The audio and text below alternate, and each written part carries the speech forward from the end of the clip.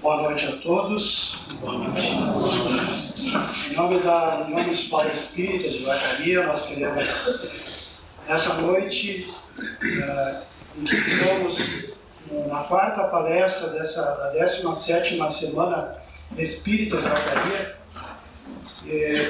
hoje nós temos a grata satisfação de termos conosco a nossa irmã Maria Elizabeth Barbieri, que é presidente da Unificação da Federação Espírita do Rio Grande do Sul, que veio nos trazer, então, a sua palavra, a sua energia e o seu conhecimento, pautado em cima da doutrina espírita, para nos apontar, para nos auxiliar na nossa caminhada como espírito imortal.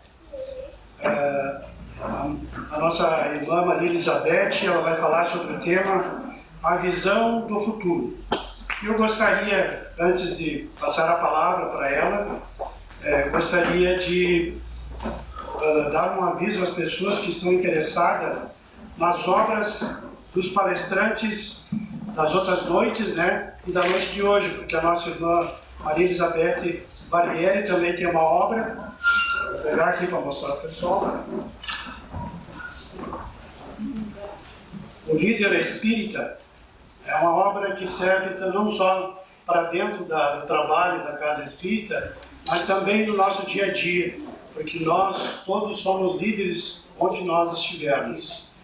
Então essa obra e mais as outras obras dos palestrantes das outras noites estão na entrada do salão, aqui do ambiente, e está disponível. Então as pessoas poderão adquirir e no final a nossa Maria Elizabeth estará aqui na mesa colocando a dedicatória àquelas pessoas que assim desejarem. Então queremos, neste momento, chamar a nossa querida amiga Maria Elizabeth para que ela possa proferir então a sua palestra. E já agradecemos a presidência da casa por estar nos dando essa sustentação nessa semana que estamos encerrando hoje. Nossa palavra, então, fica à vontade.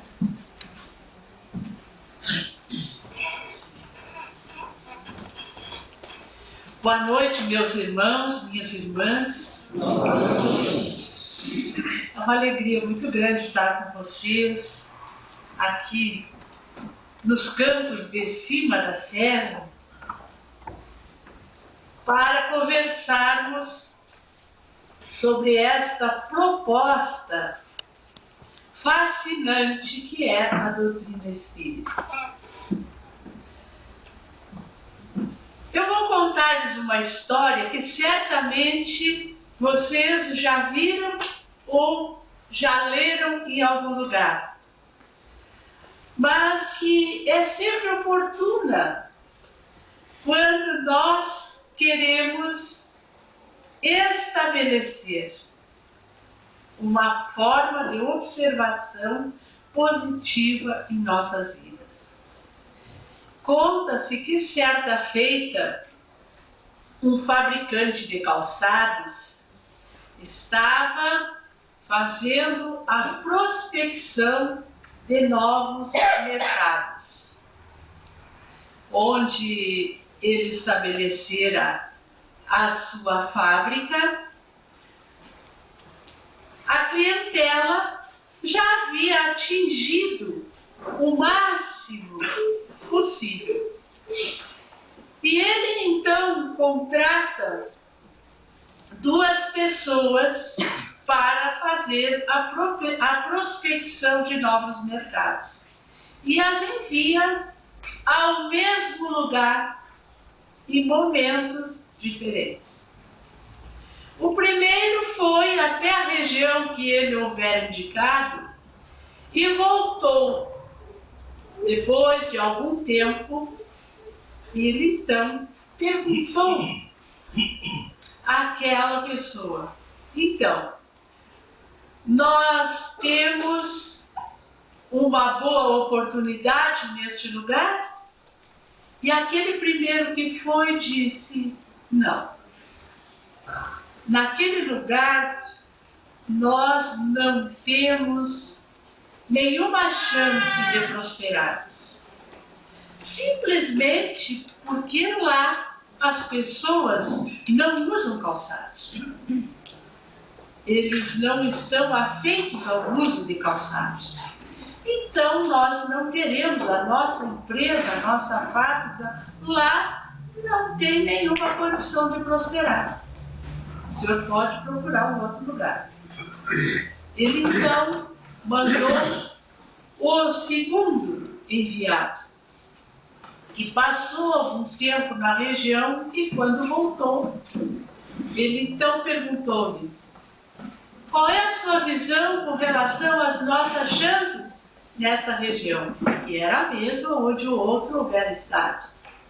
E aquele então lhe disse: olha, não pode haver região mais promissora para o nosso negócio. Ele disse: é mesmo? Por quê? Porque lá todos precisam de calçados.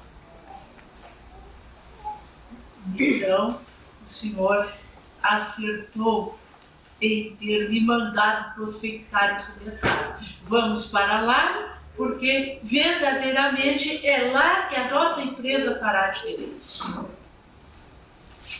Essa história, que é uma história simples, ela mostra o quanto a nossa visão das coisas, ela pode ser o diferencial nas nossas vidas. Hoje, de uma forma muito especial, nós estamos precisando de visões contagiantes, de visões arrebatadoras. A visão arrebatadora é aquela que nos estimula, é aquela que nos encanta, é aquela que nos motiva, é aquela que nos faz sonhar, que nos faz ter vontade de empreendermos ações para atingirmos uma determinada situação. Nós trabalhamos há longo tempo com liderança, ainda há pouco. O nosso querido Gilmar apresentava a obra O Líder Espírita. E toda a questão da liderança no mundo, não só no movimento espírita, no centro espírita, mas no lar, nas empresas, no serviço público, a questão da liderança hoje, ela é determinante para o sucesso das instituições. Porquanto, dependendo da visão que se tenha, nós mobilizamos as pessoas ou nós provocamos a estagnação, o desânimo e o descrédito. Todos nós, diariamente, nós vamos acompanhando a situação do mundo, as notícias que nos chegam.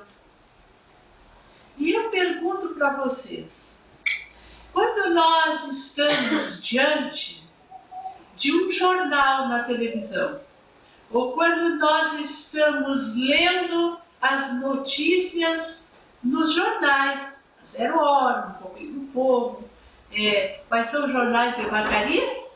O Correio Barcariense. Qual é o sentimento que vocês têm lendo as notícias? Nenhum? Sentimento ruim. Isso é ruim. Sentimentos ruins, o que mais? Que sentimentos ruins são esses? Nervosismo, medo. Nervosismo, medo, ótimo. Alguém tem mais algum tipo de sentimento? Indignação. Indignação, olha aí. Alguém fica feliz com o que lê? Hã? Só quando o time ganha.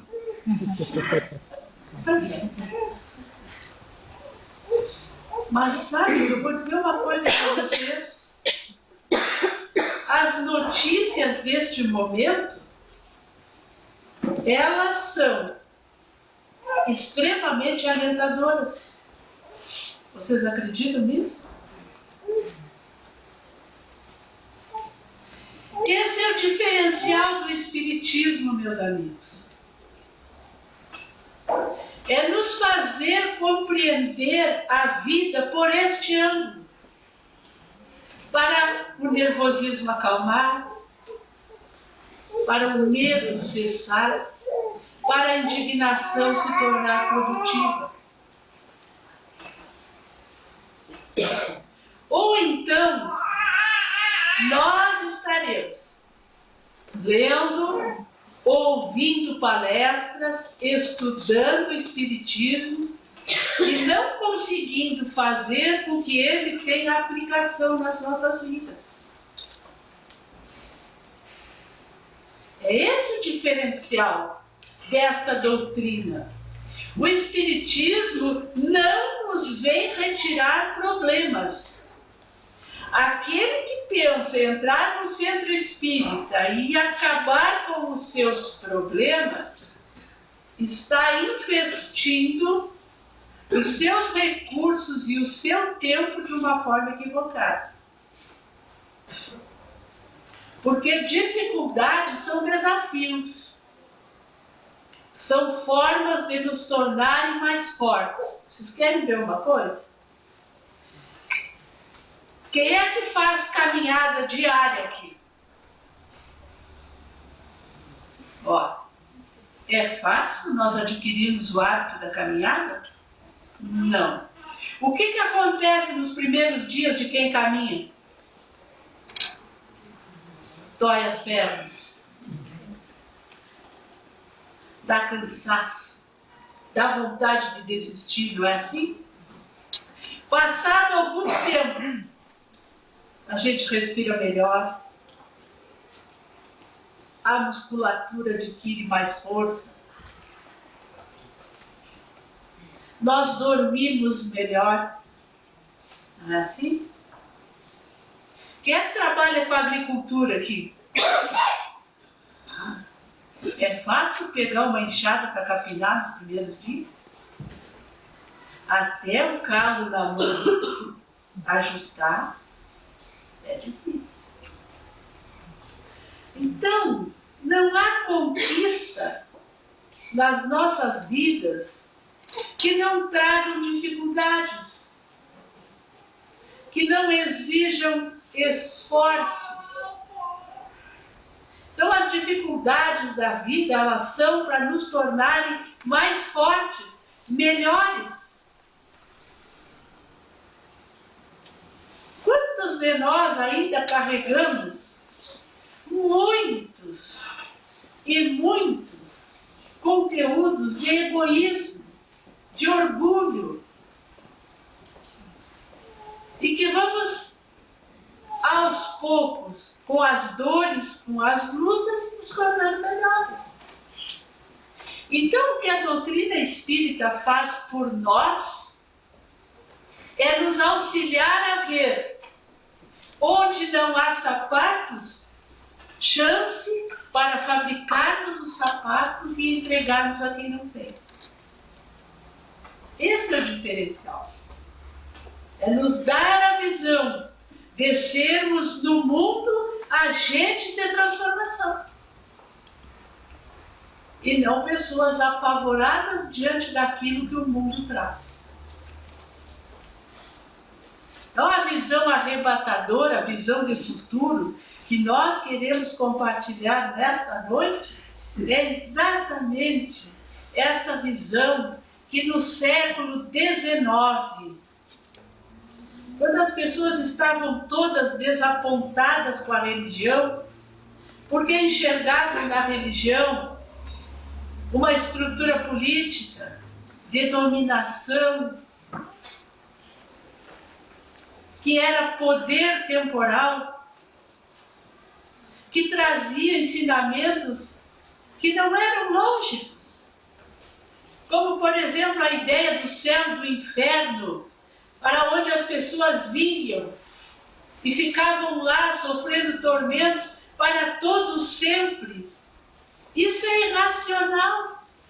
Porque se nós que somos humanos, nós somos capazes de perdoar as maiores faltas que cometem contra nós, quem não perdoa os filhos?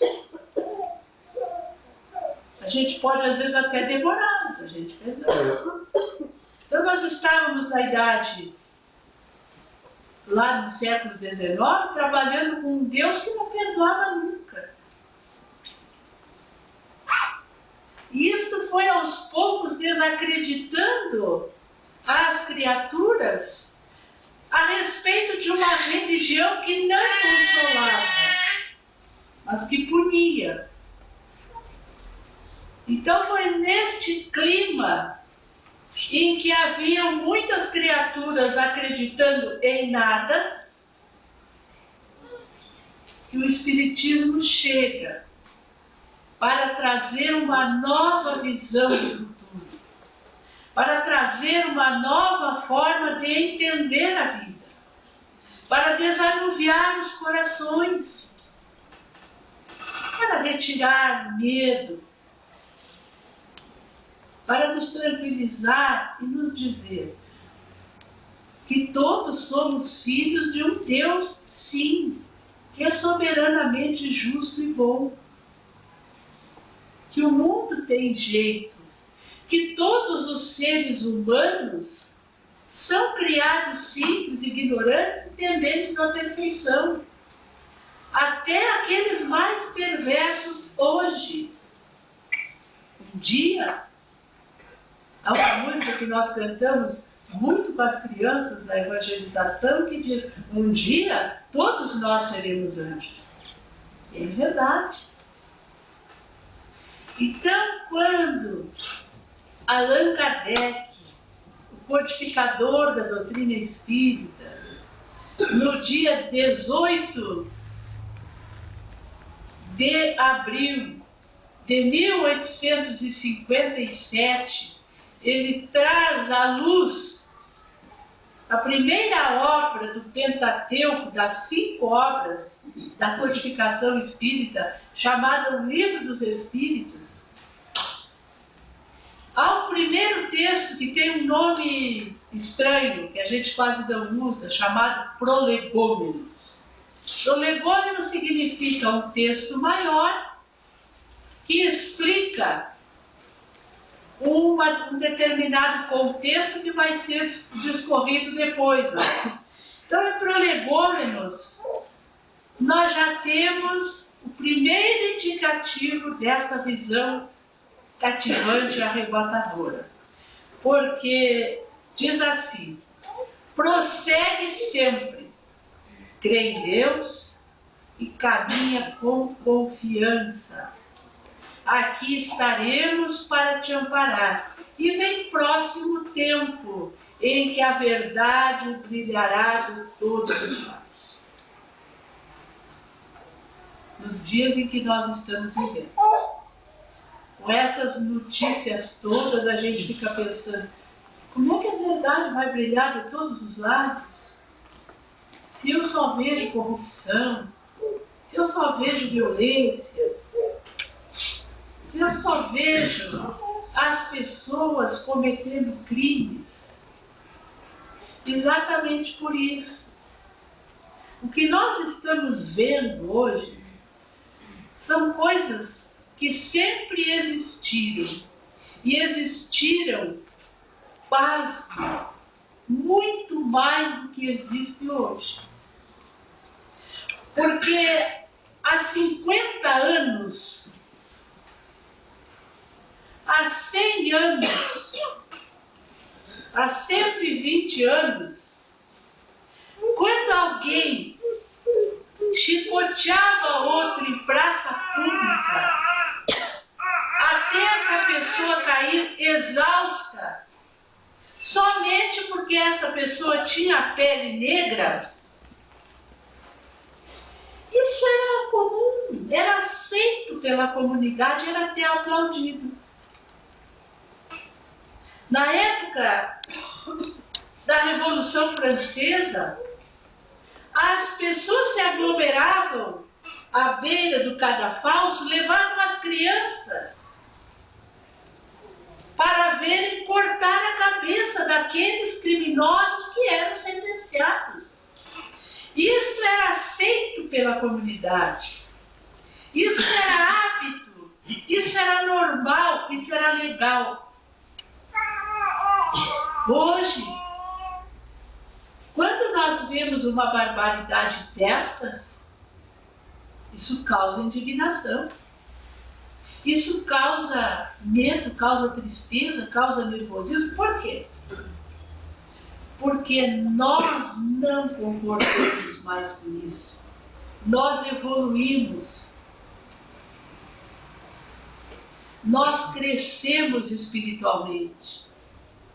É claro que há muitos espíritos ainda primitivos dentre nós que acham que devia voltar a pena de morte, mas esses são raros. A grande massa humana não concorda com isso. A grande massa humana quer justiça, não vingança. Então, é preciso que as coisas venham à tona.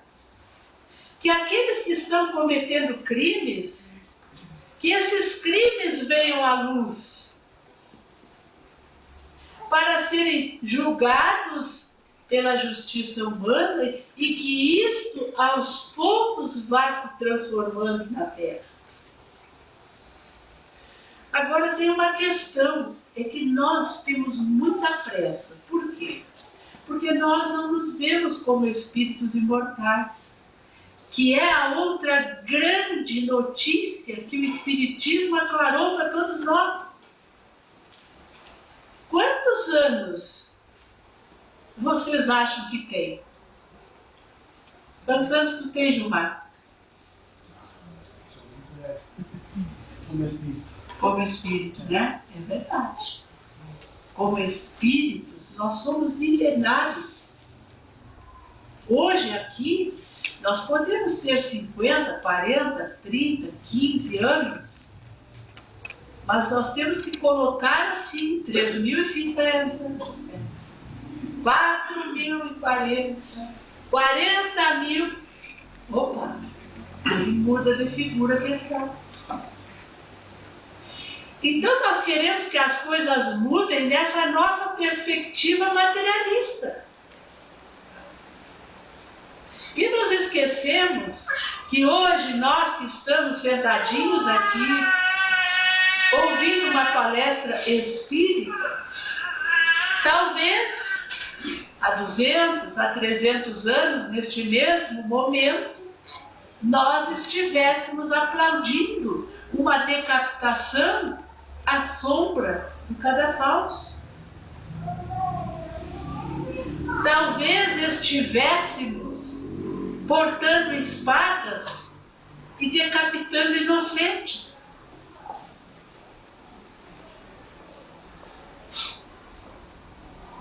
Então nós precisamos nos ver como espíritos imortais nesta caminhada e sabermos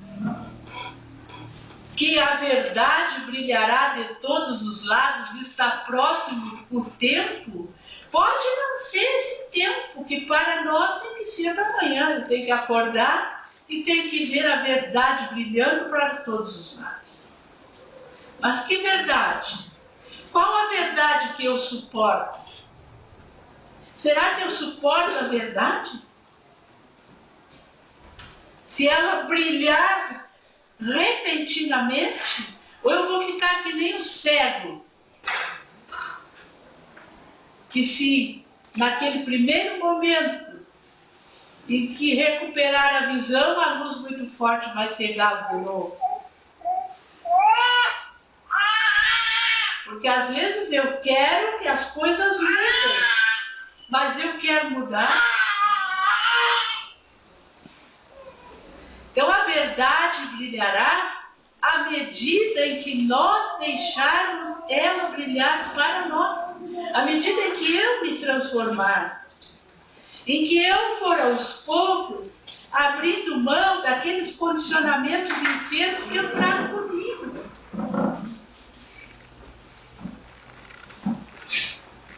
E nós vamos revelando as nossas carências espirituais nas pequenas coisas.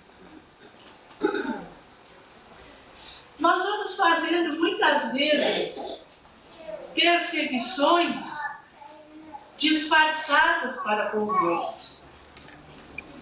Já perceberam que por vezes nós vamos dizendo piadas sobre as mulheres, nós vamos fazendo piadas em relação aos bêbados, porque o alcoolismo é uma doença. E quantas piadas sobre os alcoólatras nós fazemos no nosso dia a dia? Nós fazemos piada em relação aos negros, aos homossexuais. Isso são formas de violência velada.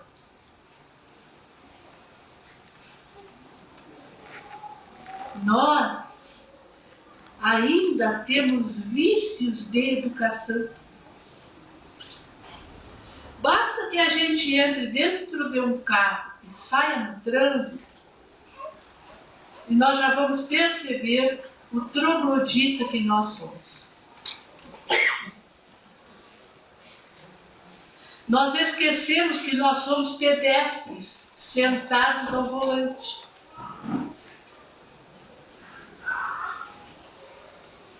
Quantos palavrões nós dissemos no decorrer do dia?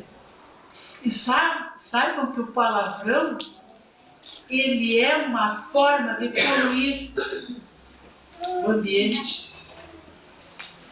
Se a gente pudesse ver o tipo de miasma mental, de onda mental que nós criamos ao proferir um palavrão, nós ficaríamos estarrecidos.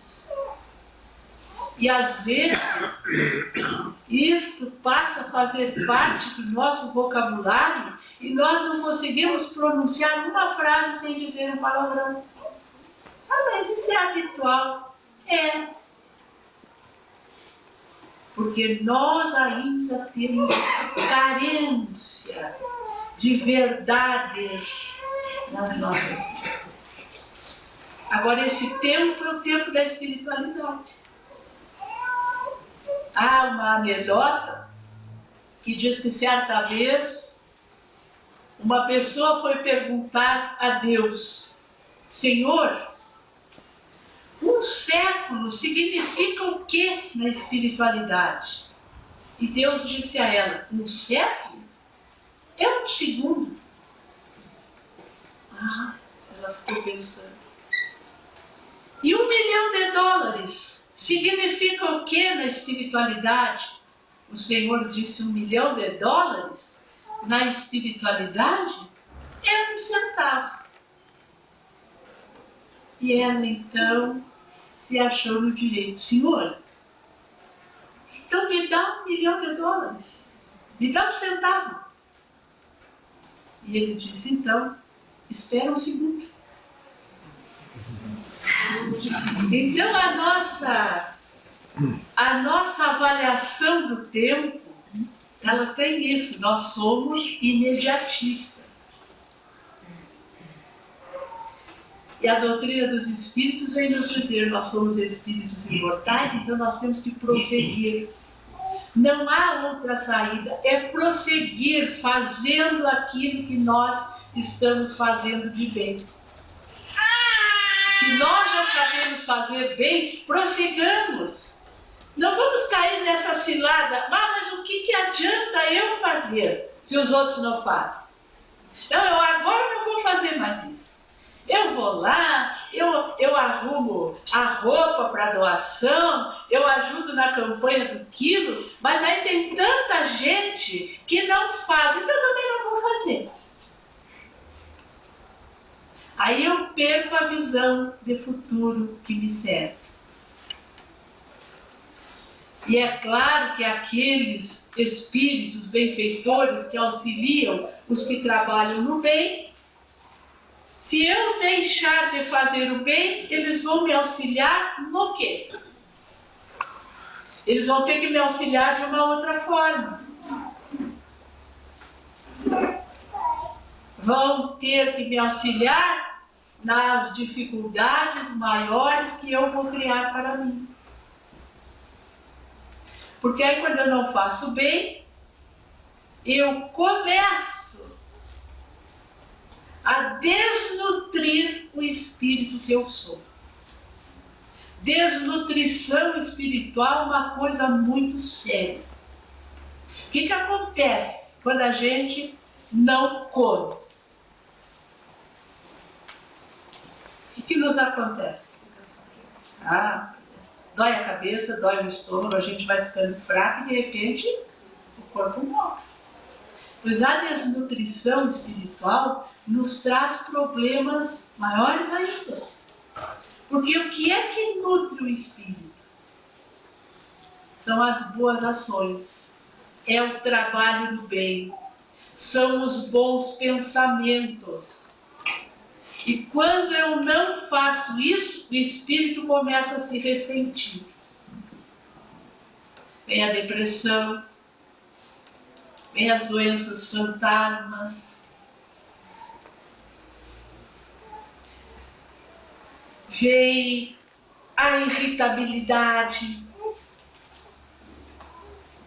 Eu vou criando ao meu redor uma atmosfera enfermiça. As pessoas se afastam, as coisas começam a não dar certo. Eu vou perdendo ânimo para as atividades. Então é preciso prosseguir, é preciso perseverar. E isso significa crer em Deus.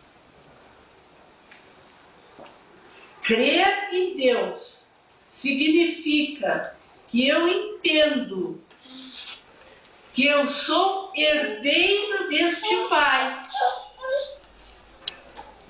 E que se eu sou herdeiro deste Pai, eu preciso usufruir daquilo que Ele me concede em bênçãos. Dentre elas, a vida. E a vida para realizar o propósito desse Pai para mim. O propósito de Deus para os seus filhos é que nós aproveitemos a nossa vida para progredirmos, para aprendermos, para fazermos o bem e para transformarmos o mundo onde nós vivemos. Esse mundo complicado que ele está é campo fértil para o nosso trabalho. Há muito o que fazer no mundo, muito. Porque às vezes nós estamos olhando para as macros atitudes e estamos cobrando do governo, devemos cobrar, estamos cobrando do governador, devemos cobrar, dos vereadores, dos deputados, dos senadores. E nós? Qual é o nosso papel? O que nós temos feito para transformar o mundo que aí está? E são coisas pequenas. Por vezes, muitos de nós estamos esquecendo de um dos maiores recursos transformadores que nós temos ao nosso alcance, que é a oração. Às vezes nós não oramos pelo mundo, pelas pessoas que sofrem, pelos criminosos, pelos exilados. E às vezes nem por nós. Eu não sei se isso acontece com vocês, mas eu seguidamente recebo no WhatsApp, né? Antes era pelo telefone, agora é no WhatsApp. Reza por mim. A gente, obrigada. A gente faz a oração. Porque é o nosso dever, Mas aí a gente fica pensando, o quê? E quem assim pede, está fazendo o quê? Então, muitas vezes nós estamos trabalhando com muito esforço para desnutrirmos o espírito que somos. Mas os espíritos falam ainda mais dessa visão arrebatadora que o espiritismo nos traz. Eles dizem, ainda em Prolegômenos, ocupa-te, cheio de zelo e perseverança, do trabalho que empreendeste com o nosso concurso. Eles estão dizendo isso para Allan Kardec, mas serve para todos nós. Pois esse trabalho é nosso. Nele pusemos as bases de um novo edifício, que se eleva e que um dia há de reunir todos os homens no mesmo sentimento de amor e caridade. Aqui os espíritos estão falando da família universal. Nós falamos muito nisso. É a família universal. Mas nós não temos noção do que é isso. Ainda há pouco nós conversávamos lá na casa da Ellen, e a Ellen nos falava das ideias separatistas que vez por outra surgem no nosso estado.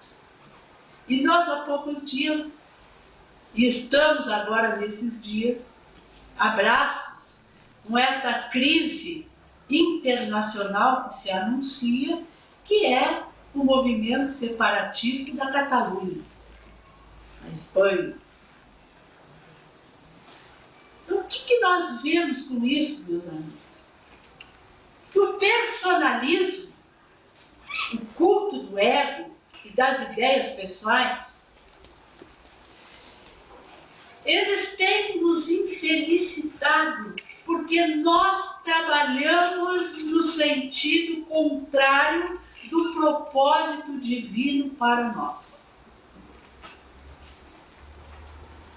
O apóstolo Paulo, ao responder à pergunta de número 1009 do Livro dos Espíritos, ele diz que o objetivo da humanidade é gravitar para Deus, para a unidade com Deus. Então são princípios com os quais nós precisamos nos alinhar. A nossa família é universal. E isto não significa apenas as pessoas que estão encarnadas na Terra. Tem uma outra obra espírita da nossa codificação que completa 160 anos de edição no ano que vem, que é a Gênesis, os milagres das predições segundo o Espiritismo. E lá na Gênesis tem um outro capítulo chamado Uranografia Geral. É um nome estranho também. Mas é exatamente nesse capítulo que nós vamos encontrar essa questão da família universal. Ali os Espíritos nos dizem que nós conhecemos uma humanidade que se espalha por todos os mundos do universo. Pare para pensar um pouquinho. Quem é que tem uma família aqui com mais de 10 pessoas, contando avós, tios e tudo mais? Filhos, sobrinhos. Quem é que tem família grande aqui? Olha. Quantas pessoas tem na família lá? Bastante. Minha avó teve 14 filhos. Olha que maravilha. Já viram essas fotos que fazem das famílias, principalmente os imigrantes, né? Fica aquela quantidade de gente. E a gente pensa assim, nossa, que família grande. Pois é. Mas a nossa família está muito longe de ser só essa. A nossa família é a humanidade inteira. Quando a gente ouve isso, nós ficamos pensando, meu Deus, eu que ainda tenho dificuldade de me acertar com aqueles que moram comigo, às vezes.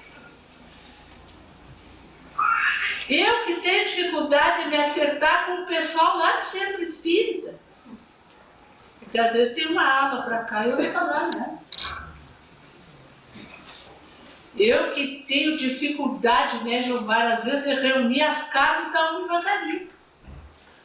E o Peri da região, e nós do Estado. Então nós ainda temos dificuldade de convivência. E as grandes tragédias e infelicidades que nos assolam, que nos assustam, que nos magoam, estão no terreno da convivência. Agora já pararam para pensar que a gente tem que se acertar com essa humanidade todo um dia? E aí a gente fica fazendo pirraça de criança espiritual, querendo separar o Rio Grande do Sul do Brasil, a Catalunha querendo ser separada da Espanha. Por quê? Vão brigar, vão se matar e daqui a pouco vão renascer tudo junto. Todos juntos. E quem sabe ainda não vão nascer chifófagos, para aí sim, daqueles que nem a medicina vai conseguir separar.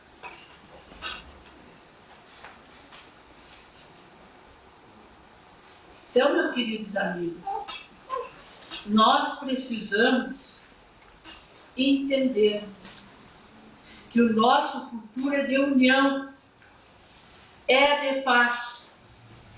E isto está dentro de cada um. Observe que quando a gente começa a criar muita confusão com os outros, alguma coisa está errada. Porque não é para isso que a gente renasce.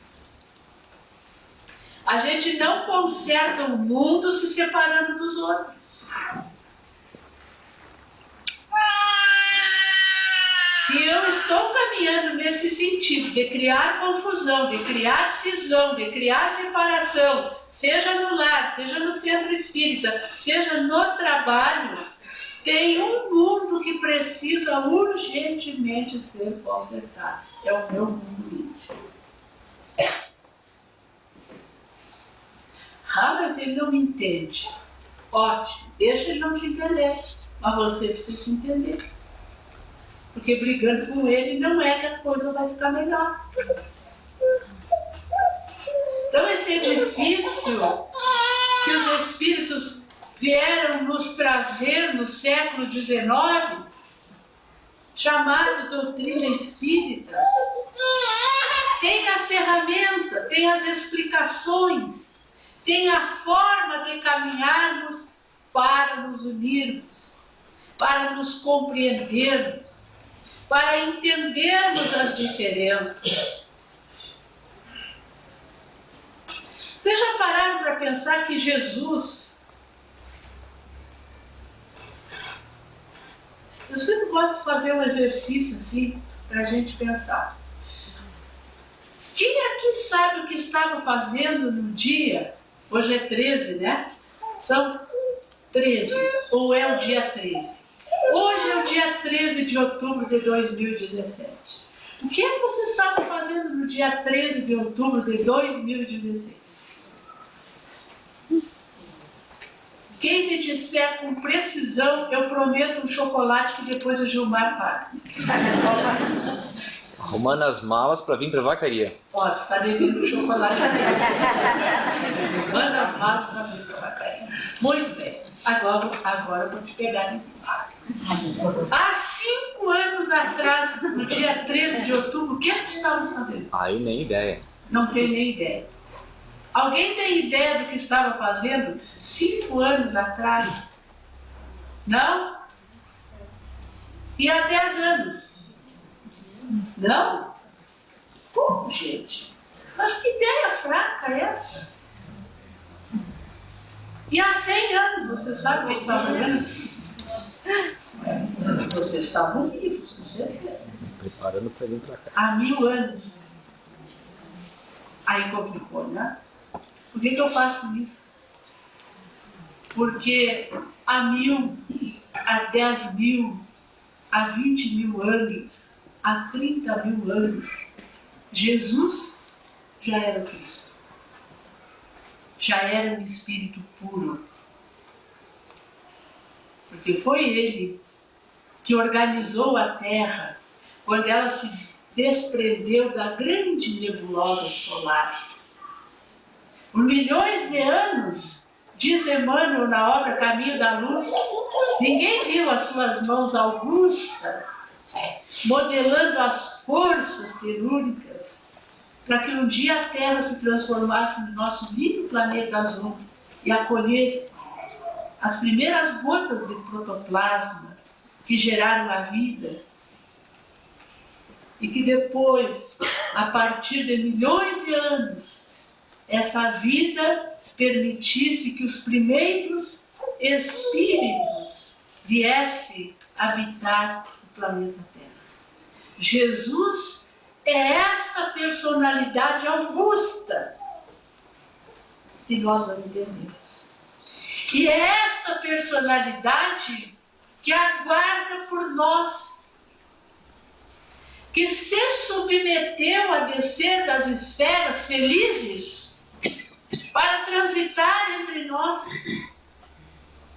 que se deixou supliciar na cruz, testemunhando os valores que veio nos explicar.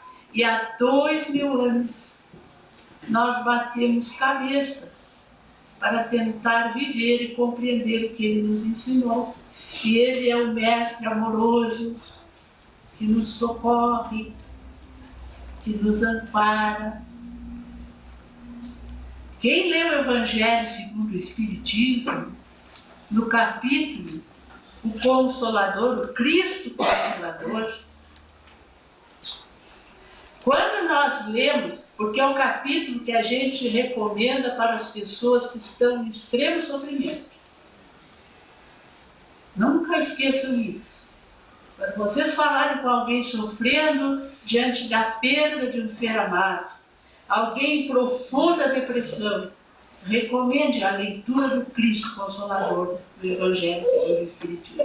Porque quando nós estamos lendo aquelas páginas, é a voz do Cristo que nós ouvimos no recôndito das nossas almas.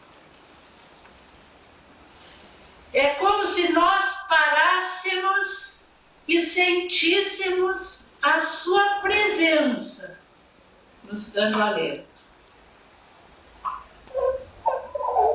E é esse Espírito que vai nas cadeias visitar os psicopatas, que adentra o Congresso para caminhar ao lado dos políticos corruptos. É este Cristo que ampara as mães que praticam aborto, os pais que abandonam os filhos. É ele que caminha conosco, gente. Independentemente dos nossos crimes, dos nossos erros. Por quê que o Cristo faz isso? Porque ele sabe que o mal é transitório. Que um dia todos nós seremos anjos. Então, se ele é o nosso modelo e guia, e nós queremos atingir esse futuro promissor, é nesta senda que nós temos que caminhar. Reprimir o mal, como diz o Evangelho, mas não abandonar aquele que o pratica. Proibir o crime, mas não matar o criminoso. Então essas ideias de separativismo, de preconceito, de exclusão, estão na contramão daquilo que o modelo e guia da humanidade nos propõe ao longo da sua estada conosco. Então, as nossas dores e as nossas lutas, elas estão muito na dependência daquilo que nós aprendemos com Cristo e não praticamos na nossa vida de relação. E dói ser bom? Sim. Quando nós estamos magoados com alguém, quando alguém por alguma razão nos desacatou, às vezes até com razão, como é difícil a gente ouvir o pedido de desculpas, como é difícil a gente olhar no olho, como é difícil a gente pensar, bom, ele devia estar sofrendo com algum problema, por isso ele me desacatou. Não, a gente quer o revide, a gente quer a vindita. Mas isso não traz alegria, não traz satisfação interior.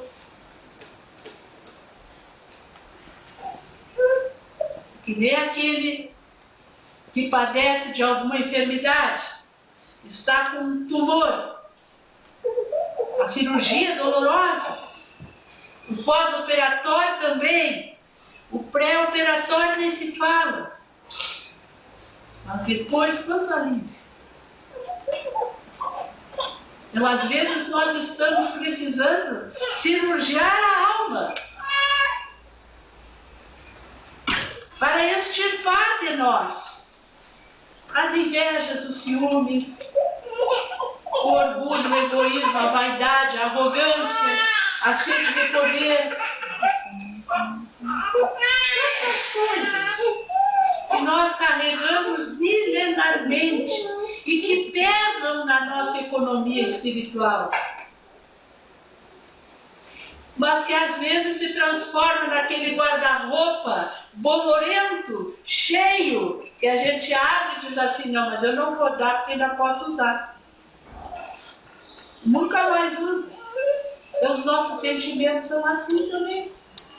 Às vezes nós estamos aferrados a coisas que nos fazem mal. Mas a gente sempre arruma uma desculpa para não extirpar o mal.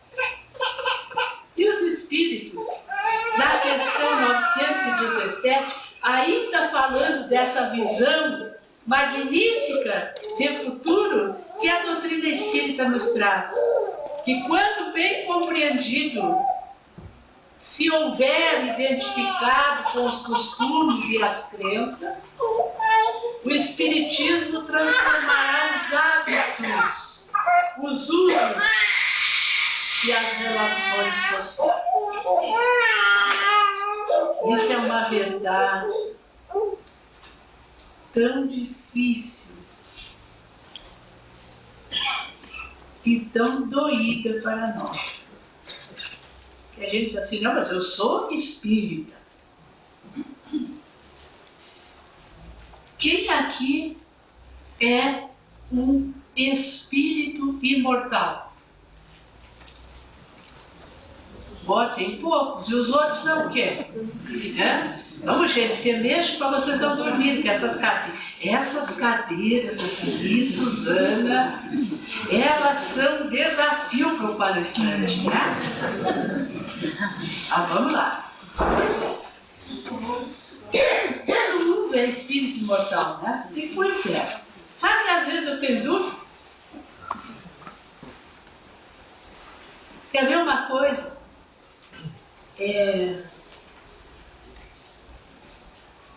Às vezes ocorrem esses acidentes graves, acidentes de avião, né, que normalmente, tirando da Chapecoense, muito poucos outros sobra alguém vivo.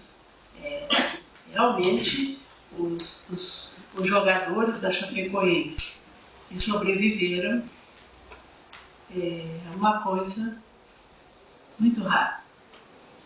E aí, naquelas conversas, nas entrevistas, logo após o acidente, sempre alguém entrevistado porque estava com o bilhete na passagem e por alguma razão não embarcou. Não decidiu não ir, ou se atrasou, não sei o que mais. E aí as pessoas são entrevistadas e dizem assim: pois é, como Deus é bom. Eu estava com o bilhete para embarcar e não fui. Deus é muito bom. Deus foi muito bom comigo. E a gente fica pensando, e foi um padrasto para os outros, né? Para os outros que morreram. O que é isso? Isso é a visão de que eu sou um corpo. Porque se eu sou mesmo um espírito imortal, eu vou dizer assim: Deus, misericordiosamente justo e bom, fez o melhor para todos. Inclusive para os espíritos que perderam o corpo, porque eles continuam vivos. Por alguma razão, eles deveriam abandonar o corpo físico naquele momento. Seja por erro do piloto, seja por falha da aeronave, mas eles estavam ali naquele momento porque era o melhor para a trajetória de cada um, por mais doloroso que possa ser. Mas quando eu entro nesta vibe, como diz a Gurizada, né, de achar que porque eu fiquei vivo, Deus foi melhor comigo do que para os outros, eu já desconsidero a questão de que eu sou um espírito imortal. E quando a gente adoece, então, recebe um diagnóstico daqueles aterrador. Estamos com um câncer raríssimo. O que a gente faz? É claro que nós vamos buscar todos os recursos para nos mantermos vivos. E é natural e precisa ser assim. Porque a gente não sabe qual é o benefício que aquela enfermidade traz. Às vezes o benefício que ela nos traz é de colocarmos o pé no freio, revisitarmos as nossas vidas, porque nós sabemos que toda enfermidade ela tem uma gênese espiritual. O câncer, não raro, ele está fazendo a catarse de mágoas, de ressentimentos, de irascibilidades, de abusos. São as células que, por uma sobrecarga de energias deletérias, elas perderam o rumo da prosa e se multiplicam vertiginosamente. Então, o câncer é uma notícia que eu recebo de que alguma coisa na minha vida precisa mudar. E eu vou procurar, vou fazer quimioterapia, vou fazer radioterapia, mas o resultado vai ficar muito na dependência do psicológico, do espiritual. Mas aí, se eu sou um espírito imortal, eu preciso pensar nisso. Eu tenho uma semana, um mês, um ano, 6 anos de vida no corpo físico, eu continuo vivendo. Com ou sem o corpo. Então, o que eu preciso fazer é transformar as condições espirituais que geraram esse câncer. Mas quantos de nós pensamos assim? Eu sempre conto uma história linda. Quando nós assumimos o departamento, na época departamento doutrinário da nossa federativa, em 2008, junto conosco assumiu o departamento de assistência e promoção social a nossa querida Marlene Berton. Vocês devem conhecer a Marlene, já deve ter estado em Vacaria fazendo oficina na área de assistência e promoção social. 2 meses depois que nós estávamos em início de gestão, todos nós, diretores da federação, a Marlene recebe o diagnóstico de que estava com um câncer extremamente agressivo no pâncreas. E aquilo foi um diagnóstico para toda a nossa equipe. Todos nós nos sentimos diagnosticados com câncer, porque nós éramos uma equipe, estávamos enfrentando severas dificuldades e a companheira recebe aquele diagnóstico. No dia que ela chegou do médico, nós a cercamos todos, ela olhou para nós e disse assim: olha, o médico me disse que eu tenho que o tratamento é 50% da minha chance. E eu olhei para ele e disse: o senhor, então, garanta esse 50%, porque os outros 50% está garantido, é por minha vontade. Quando ela disse aquilo, todos nós sentimos aquela botada de ânimo e dissemos: é por nossa conta. Então, naquele ano, ela viajou, na época nós viajávamos 14 vezes por ano, fazendo reuniões regionais no estado. Então, 14 finais de semana nós ficávamos fora, viajando, fazendo reuniões regionais. A Marlene fazia quimioterapia nas quintas e no sábado ela estava sentada dentro do ônibus para viajar conosco. Já mais para o final, sem cabelinho, aí ela começou a usar uns chapéuzinhos de crochê que ela fazia, muito bonitinhos, e nunca deixou de nos acompanhar em nenhuma viagem em função da doença. Às vezes, um pouco nauseada, não conseguia comer muito bem, mas não abriu mão da tarefa. Ela dizia: eu sou um espírito imortal, se eu perder o corpo eu vou ter que andar com vocês em espírito, então eu vou. Quando chegou no final daquele ano, nós encerramos as reuniões regionais e na última regional ela chegou com o resultado. Os nossos 50% funcionaram. Eu estou curado. Então, meus queridos amigos, isso é agregar o Espiritismo às nossas crenças, aos nossos hábitos, às nossas relações pessoais. Porque às vezes a gente sabe muito, lê, que nós estudamos. Ninguém é leitor mais assíduo do que os trabalhadores espíritas. A gente consome leitura. Mas às vezes na hora de colocar isso nos nossos hábitos, nos nossos usos, nas nossas crenças, a gente não consegue. Isso é natural.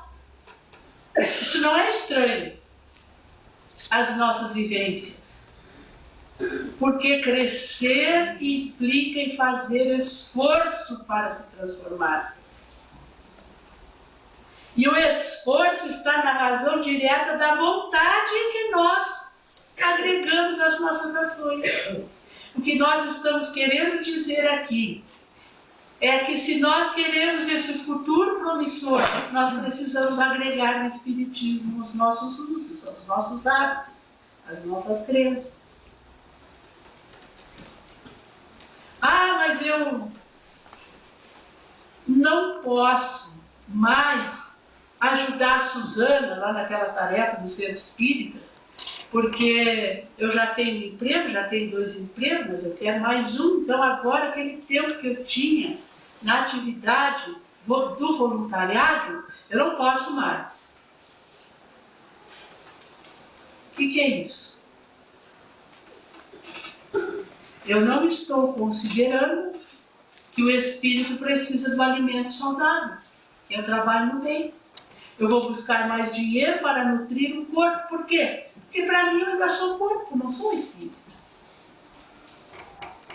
Então, ao invés de eu manter os valores espirituais, que aqueles que na hierarquia de valores são superiores, eu abro mão dos valores espirituais e eu vou fortalecer os valores sensíveis. E aí a sensualidade toma conta da minha vida. Quanto mais eu tenho, mais eu quero. Quanto mais eu quero, menos feliz eu sou. Então é interessante nós modularmos a nossa vida pelo ensino que o Espiritismo nos traz. Então, encerrando essa nossa pequena fala, a crença no Espiritismo ajuda o homem a se melhorar. Vocês acreditam nisso? Precisamos crer. E, acima de tudo, saber que é assim. Firmando-lhe as ideias sobre certos pontos do futuro. Apressa o adiantamento dos indivíduos e das massas. Olha aí. Nós que estamos estarrecidos com toda esta gama de situações, o caminho é este. É investirmos no aprimoramento dos indivíduos. O centro espírita é a escola da alma. Lembro o nosso querido professor Ney Lobo, paranaense, o maior filósofo espírita, na nossa perspectiva, que já conheci. Desencarnou no ano de 2012, nonagenário. O professor Ney Lobo cunhou uma frase que é uma expressão real da verdade. Ou o centro espírita será uma escola, ou jamais será um centro espírita. Então, é belo nós entregarmos o quilo, nós fazermos sopa, nós entregarmos a roupa, mas isso, meus amigos, nós entregamos em qualquer lugar, em qualquer clube de serviço, em qualquer ONG. Nós fazemos a caridade material. Mas a caridade moral, a maior de todas, que é aquela de divulgar o Espiritismo, só o Centro Espírita pode fazer. O Centro Espírita é a academia da alma. É um lugar que educa as criaturas não para serem intelectuais, polemistas. O Centro Espírita é um lugar que deve educar os seres a se tornarem homens de bem. Hoje nós educamos desde os bebês. Nós temos evangelização para os bebês. As crianças são evangelizadas desde que saem do ventre materno. E antes, quando lá estão, são evangelizadas nos grupos de pais gestantes. Depois vão para a evangelização da infância, maternal, jardim, primeiro, segundo, terceiro, ciclo, juventude e os grupos de espírito. Então esse é o papel do centro espírita. É fazer com que essa doutrina abençoada, ela encharque o cérebro e escorra para o coração. Para aos poucos impregnar os atos das criaturas. E aí nós vamos fazer diferença em todos os lugares onde estivermos. Se formos médicos, seremos médicos espíritas. Se formos professores, seremos professores espíritas. Advogados espíritas, empresários espíritas, mães e pais espíritas, jovens espíritas, filhos espíritas. E assim, como nós somos o fermento na massa, é assim que Jesus diz. Os cristãos são o fermento na massa. Não importa que nós sejamos poucos. O fermento comparado à farinha, é muito pouco, mas ele leveda toda a massa. Então não tenhamos receio de nos posicionarmos como espíritas, de recusarmos a propina,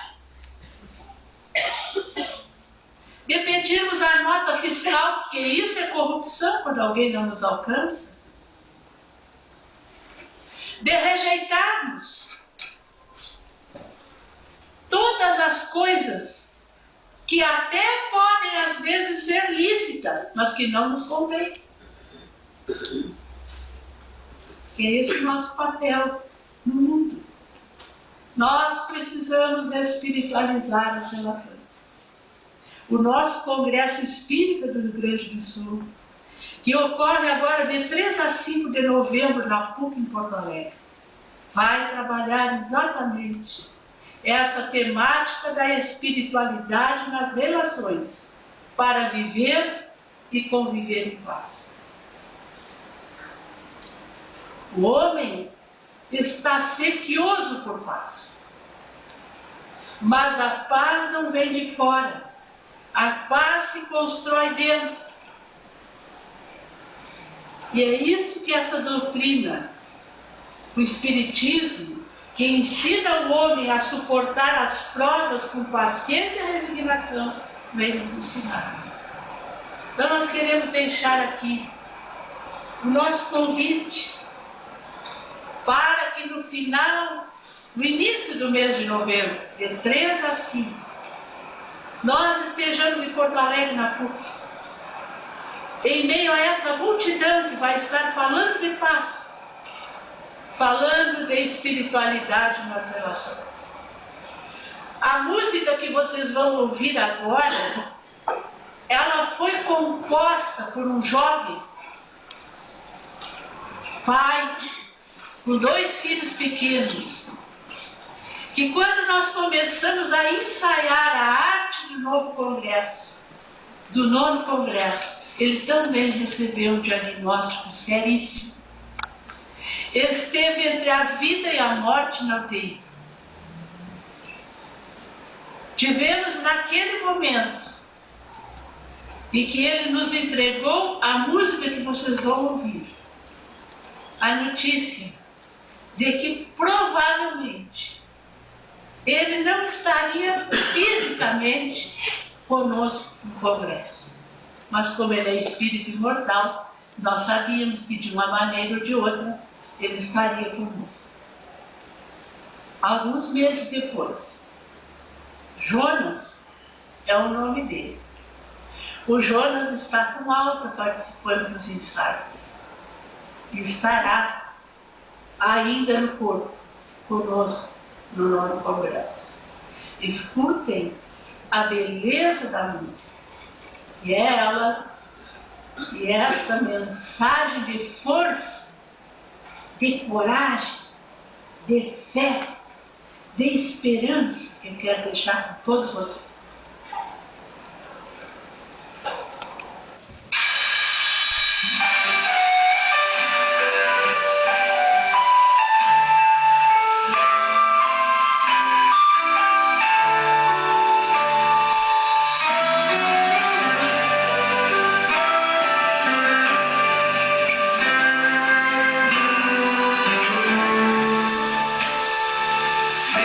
Sentir o amor do Criador dentro de você. E se nada somos sem esse amor, amar a todos é nosso dever. Levar esse amor a cada mão, plantar a semente em todo o coração, deixar florescer em nossa relação, vontade, indulgência e perdão.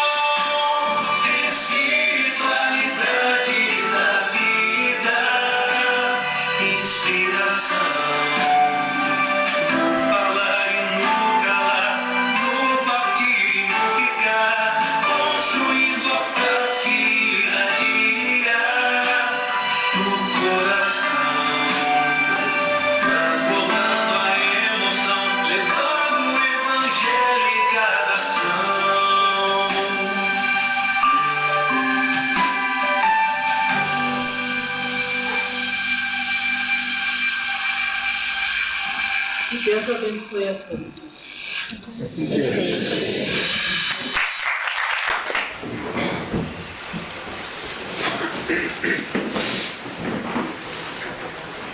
Bom, pessoal, depois dessas 4 noites que nós tivemos na 10ª Semana Espírita de Vacaria, e encerrando hoje, fechando com chave de ouro, a nossa irmã Elizabeth, depois dessa brilhante explanação, que eu colocaria assim, um agradecimento profundo a ela, porque ela está nos despertando, ela está nos acordando.